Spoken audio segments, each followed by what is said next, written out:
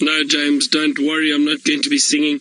We have found these two males again, just as I thought. They haven't moved away from these two kills, but they also have not decided to climb up and get to the kill.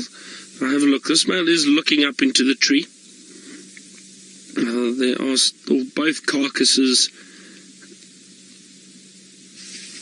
up in the marula, and they haven't been fed on again. So after we left that male this morning, I thought maybe the other one would climb up, but have a look there.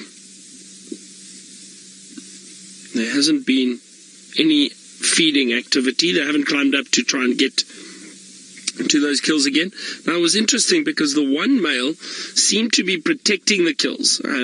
And just before we left, the one who climbed down, the brother who was feeding on the kill, lay very close to the trunk of the tree and waited there. The other male tried to move closer, and then the brother growled at him and kept him away. So it's interesting to see that they then decided not to climb up again. So he's obviously trying to keep that kill for himself.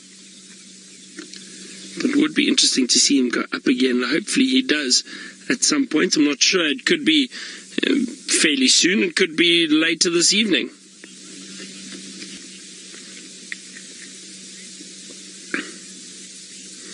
Now look at this, everyone. The lion's just gone up into the tree. Our patience has paid off.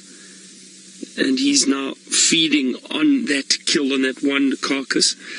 Now, interestingly enough, he hasn't been able to get it out of the tree yet. He's been trying. He's been pulling and tugging at it. But somehow that neck seems to be caught. I would have thought this powerful male would be able to pull this carcass out of this marula, make it a bit easier to feed on. But maybe he's just happy feeding there because he doesn't want to share the carcass with his brother. Very, very interesting behavior.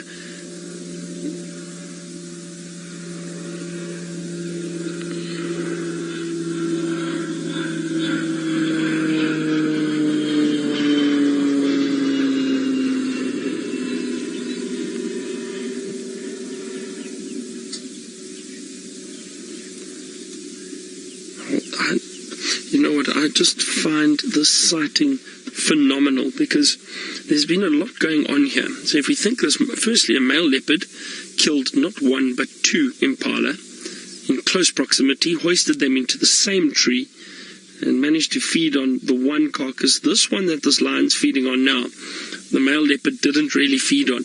I think this male lion was the first one to get to it and open it up. Let's see if he... Wow, he's really... It's almost like he's hanging on. There, watch. Oh. Wow, look how powerful he is. He's holding that whole impala carcass now. Let's see. Is he going to drop it or try and climb down with it?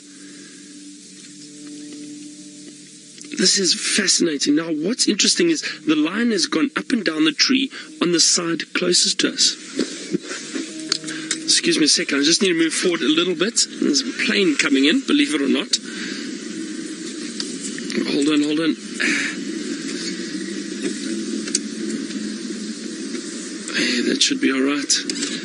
We're on the airstrip and there's a plane about to land, so you might hear a bit of noise. But look at this. Don't leave us just yet. This lion, as I said, has been going up and down the tree on the side closest to us. And now, for some reason, well, the carcass has fallen that way. He's still holding it, but he might try and turn around.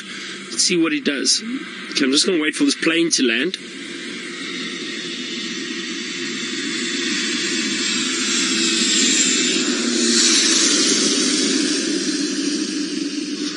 It's amazing. Probably some guests arriving. And what a welcome party. A lion in a tree, big male. But look how powerful he is. He's still just holding on. He doesn't want to let go of that carcass. Where's the other male? Did he move?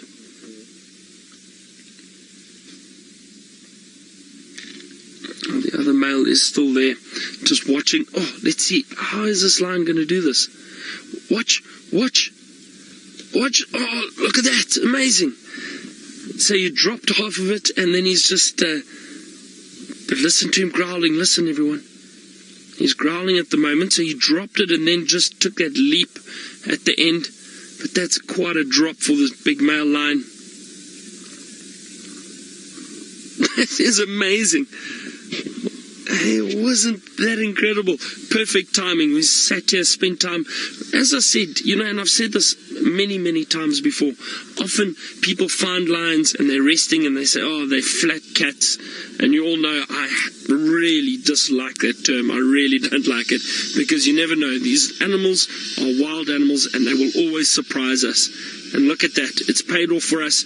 We had this lion up in the tree, busy feeding, and then brought it down. I was wondering when he was going to do that. And he's growling. He doesn't want to let his brother close to this carcass. It's very interesting. Just going to wait. There's a plane passing us. Might get a little bit noisy.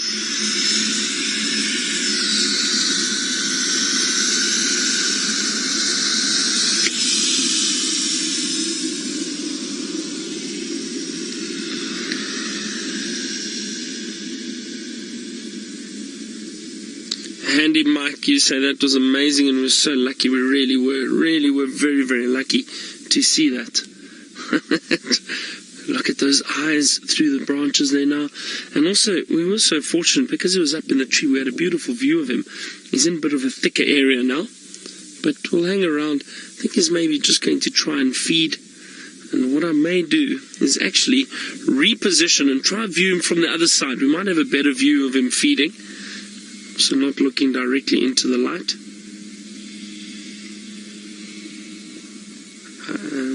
Actually, just let me see. There might be a gap right here. Let me move quickly for us.